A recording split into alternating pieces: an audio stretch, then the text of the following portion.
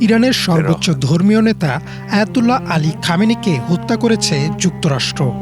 এই ঘটনাটি মধ্যপ্রাচ্য সহ গোটা বিশ্বের রাজনীতিতে এক বিশাল আলোড়ন তৈরি করেছে। দীর্ঘ কয়েক দশক ধরে ইরানের শাসন ক্ষমতার কেন্দ্রবিন্দুতে থাকা এই মানুষটি কে ছিলেন এবং কিভাবে তিনি বিশ্ব রাজনীতির অন্যতম প্রভাবশালী চরিত্রে পরিণত হলেন, তা বুঝতে হলে তার জীবনের গভীরে তাকাতে হবে। 1939 সালে ইরানের মাশহাদ শহরে আলী খামেনির জন্ম।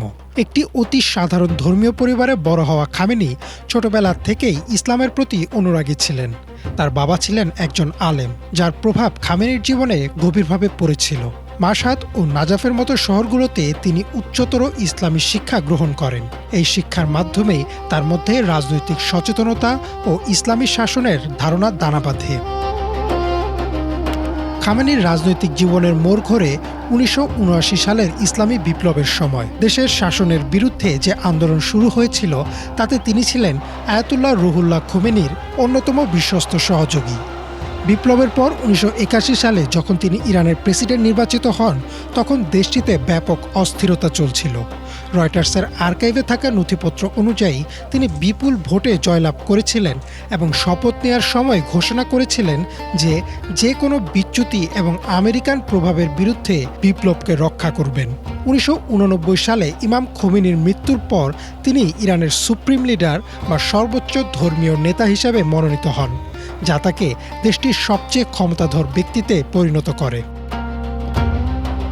আমেরিকার সাথে খামেনির বিরোধ ছিল চিরস্থায়ী। তিনি আমেরিকাকে শয়তান হিসেবে দেখতেন এবং বিশ্বাস করতেন পশ্চিমারা সবসময় ইরানের ইসলামী শাসন ব্যবস্থাকে ধ্বংস করতে চায়। 1988 সালে মার্কিন যুদ্ধজাহাজ যখন ইরানের একটি যাত্রীবাহী বিমান ভূপাতিত করে, তখন খামেনি প্রকাশ্যে এর প্রতিশোধ নেওয়ার ঘোষণা দিয়েছিলেন। 2007 সালে যখন ইরানের পারমাণবিক কর্মসূচি নিয়ে বিশ্বজুড়ে বিতর্ক শুরু হয়, তখনও তিনি পরিষ্কারভাবে বলেছিলেন যে পারমাণবিক প্রযুক্তি অর্জন ইরানের অধিকার এবং এই বিষয়ে তারা কোনো আপোষ করবে না। সিএনএনের একটি প্রতিবেদন মতে, ডোনাল্ড ট্রাম্পের আমলে যখন ইরানের ওপর সর্বোচ্চ চাপ প্রয়োগের নীতি নেওয়া হয়, তখনও খামেনি নতি স্বীকার করেননি। তিনি বারবার বলেছিলেন যে আমেরিকার সাথে আলোচনা করা একটি প্রতারণা মাত্র। মুসলিম বিশ্বের একটি বড় অংশের কাছে খামেনি ছিলেন সাম্রাজ্যবাদ বিরোধী সংগ্রামের প্রতীক। ফিলিস্তিনের স্বাধীনতাকামী গোষ্ঠী এবং লেবাননের যোদ্ধাদের প্রতি তার সমর্থন ছিল প্রকাশ্য। বিভিন্ন সময়ে এইসব সংগঠনের নেতাদের সাথে তার বৈঠকগুলো প্রমাণ করে যে তিনি মধ্যপ্রাচ্যে একটি প্রতিরোধের বলয় তৈরি করতে চেয়েছিলেন।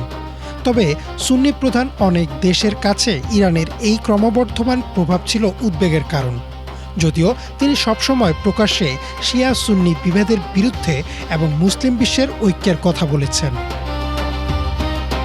খামেনির শাসনকাল বিতর্কমুক্তও ছিল না। বিশেষ করে অভ্যন্তরীণ দমনপীড়নের অভিযোগে তিনি প্রায়ই আন্তর্জাতিক মহলে সমালোচিত হয়েছেন।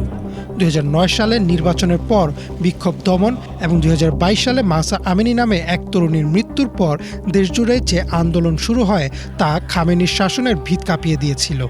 এবিসি নিউজের তথ্য মতে, মাহসা আমিনির মৃত্যুর পর শুরু হওয়া বিক্ষোভকে খামেনি আমেরিকা ও ইসরায়েলের ষড়যন্ত্র বলে অভিহিত করেছিলেন এবং নিরাপত্তা বাহিনীকে কঠোরভাবে দমন করারও নির্দেশনা দিয়েছিলেন। সবশেষ 2026 সালে ইরানের সরকার বিরোধী আন্দোলন দমনেও তার বিরুদ্ধে ওঠে নানান অভিযোগ। খামেনির মৃত্যু ইরানের ইতিহাসে একটি যুগের অবসান ঘটিয়েছে। একজন সাধারণ মাদ্রাসার ছাত্র থেকে শুরু করে বিশ্বের অন্যতম ক্ষমতাধর শাসক হয়ে ওঠার এই দীর্ঘ যাত্রায় তিনি যেমন অগাধ ভক্তি পেয়েছেন, তেমনি কুড়িয়েছেন তীব্র সমালোচনাও। ইমরান মাহমুদ, বাংলা ভিশন।